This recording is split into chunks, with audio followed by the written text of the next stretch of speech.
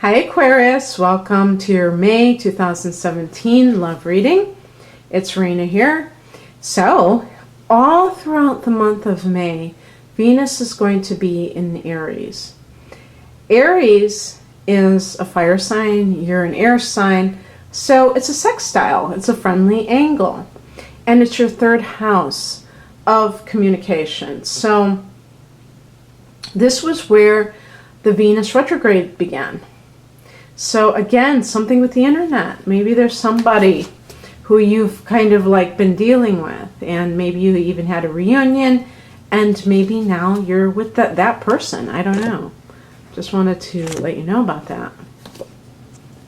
Oh my goodness gracious. How many times am I going to pull that card? A lot of drama. Oh boy. Yeah boy.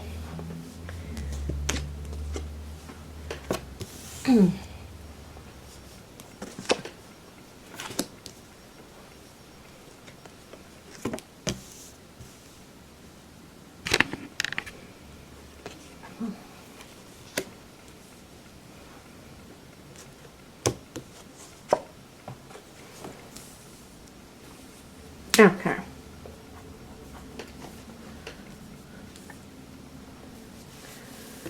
All right, so what do we have here in terms of major arcana? We have the Justice card and the Wheel of Fortune. So the overall theme is the Five of Wands. I did just do Cancer. Oh, was it Capricorn? And I got this card. Now, there was, I don't know, was it Capricorn or Cancer? And it was funny, too, because there was an Aquarius involved. So I don't know if you've been having any dealings with either one of those signs. But the Five of Wands, yeah, it would be Capricorn, I think. The Five of Wands is a card. It can have different connotations, I suppose. One of the big ones is conflict. And in the form of competition or in the form of some kind of infighting among various people, maybe even more than two. So with the Justice card being in the past position, it makes me wonder if some of you are in the midst of some kind of a court case, a divorce case. And I've been kind of reminding some of the signs that these readings are intended for relationships that are dysfunctional as well as single people, not necessarily as somebody who is blissfully happy in their relationship. So if you are, don't freak out and say, oh my God, we're going to get divorced. No, you shouldn't even be watching this because you have a great relationship, remember? So there may be that kind of thing going on for whatever reason. Well, if you're having a divorce, it's because you're having a divorce. And it's heated. But it can be also involving a Libra person, which is your opposite. Well, no, why did I say it's your opposite sign? I was thinking Aries, Aquarius, another air sign like you. That's always a possibility that you got with a Libra person and now it's just fighting. Another interpretation is that you used to be with a Libra person and now you're with someone who is a fire sign. So it could be an Aries, a Leo, or a Sagittarius. But with the Justice card in the past position, in this particular context, I wouldn't be surprised if this had to do with somebody who has a strong Libra signature in their chart. And so they could be very attractive and very charming individual.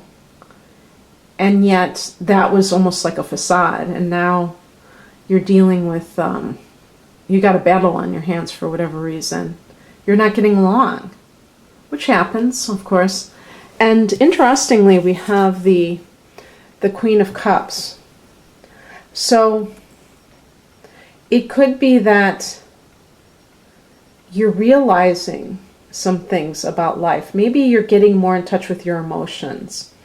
As Aquarians, and I know I'm like kind of gun shy about saying some of this stuff, because I always get that inevitable person. I'm an Aquarian and I'm very emotional, and that's not right, you know. And I don't mean it like that. It is a broad brush, because I don't know people personally. When I'm doing a personal reading and I look at somebody's chart, I can see the layers of the onion. It's not, but I have to go by these generalizations to even do a reading. So in general, Aquarians tend to be more head than heart.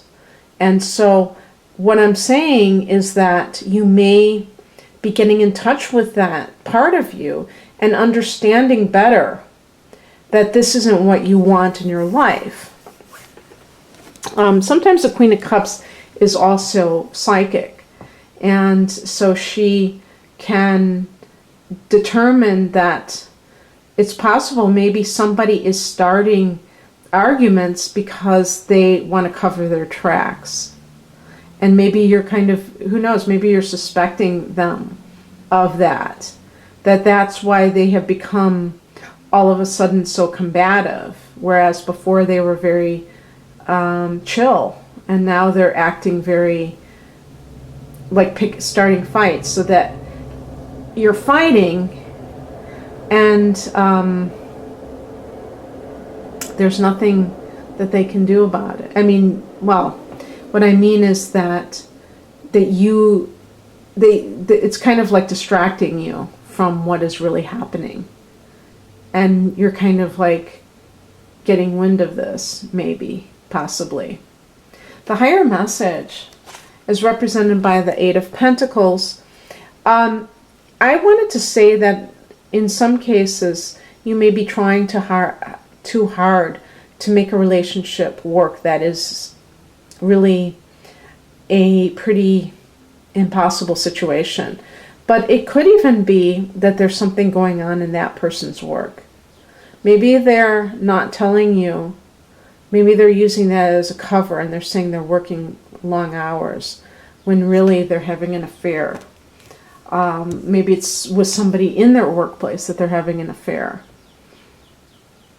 And but for some of you, this may be simply saying that you can exert effort into something for only so long, and then you have to surrender.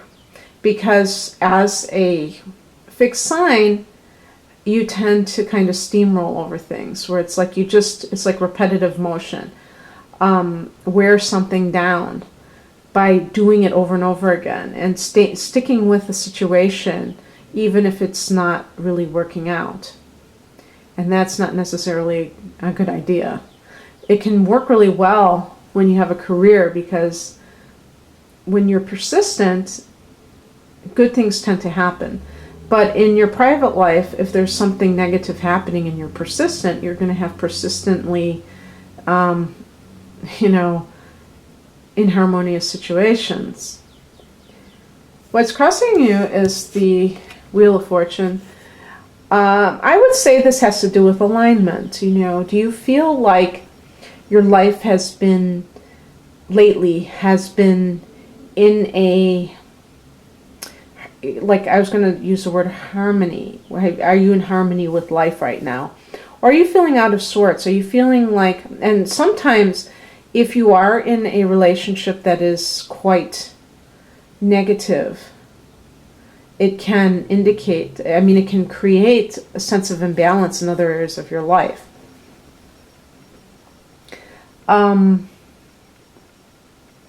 If you're involved in some kind of a battle in court, it can throw you off also. You may be battling, and by the way, I should have said that could also be, the Eight of Pentacles is right under the Five of Wands. So it could be that you're trying too hard to make something happen, maybe with a court case, that you really should just let go. But for some reason you can't. For some reason you want to make this thing happen because, who knows, maybe there's an element of revenge. Maybe there's an element of I don't know, some sort of feeling that, well, I don't want to, yeah, sometimes it can be revenge. And I don't mean that you're really this bad person, but maybe you didn't get what you wanted in the relationship, so you think, I'm going to try to get what I want, you know, financially, or I'm going to try to create some kind of hardship for the other person. And that's throwing you totally off your alignment with your, you know, being happy, being full of bliss, and attracting those things that you want towards you. The advice, or what may be coming in, is the Nine of Wands. This suggests to me that you need to prepare that there may be some kind of if there's been a lull in the action, you may find that the other party finds a new way to get to you. So this could be like in terms of that legal case, or it could be just in terms of your own, maybe you're not dealing with somebody legally, but maybe you have been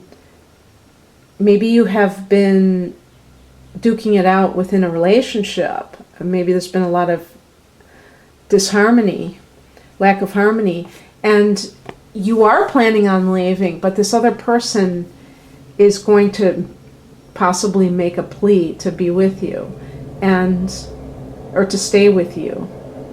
And you have to be on guard, because there might be this manipulative ploy that they are trying to do in order to get you to be with them. And for whatever reason, you may want to believe them, and it may be not a good idea. The Nine of Wands is like somebody, the sentinel, standing guard, and this is like, you know, on guard of your life, really, because when you let somebody back in, and even if you're still living under the same roof, letting them back in may mean that you let down your guard. I don't advocate for paranoia, but I do advocate, if you've been dealing with somebody who's been destructive in your life, that you definitely are wary of that situation, and don't become gullible, that you're willing to believe something for no reason, that the other person has given you no reason to believe that they've changed, or that anything in the situation has changed. Sometimes people who are very abusive are also very manipulative, and they know how to con people into thinking that they've changed. You have to look for tangible evidence of something like that, because otherwise you can just get suckered into something that, when you're trying to get out of it, especially if it's been affecting your peace of mind, you know, you don't want to allow somebody back in. The outcome is the Page of Swords. So this is you might even be doing some kind of investigation on this person. Maybe you hire a private eye. Maybe you are sifting through the online things. Now, I'm thinking of in terms of, you know, I mentioned internet relationships. So maybe that's what this is all about. And maybe you are trying to discover whether or not this person is telling you the truth, because they might have been quite deceptive. And it's only by doing your own investigation that you will be able to see whether or not they're telling the truth. The Page of Swords can also just indicate being vigilant. And so it has a certain similarity with the Nine of Wands in that, you know, in that sense.